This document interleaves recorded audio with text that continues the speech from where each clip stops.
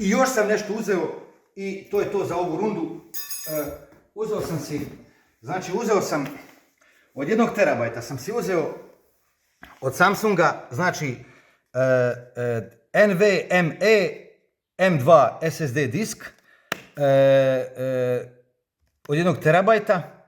Zašto sam ga uzeo? Zato što piše da je PCIe da je 5.0, odnosno da je 4 ili 5.0. E sad, nisam to nikada radio sa tim 5.0, ja sam ga zbog toga uzeo, računam da bi on mogao raditi, jer matična ploča ima PCIe 5.0. Sad nadam se da nisam pogriješio, da nisam kupio neku glupost, ovo sam uzeo na neviđeno, nemam blage veze kako će se ponašati, ali se iskreno nadam da sam pogodio dobru stvar, ali vidit ćemo to je eksperiment. Eto, tako da 990, evo Samsung.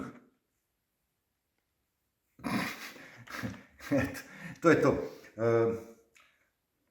Svako vam dobro i vidimo se.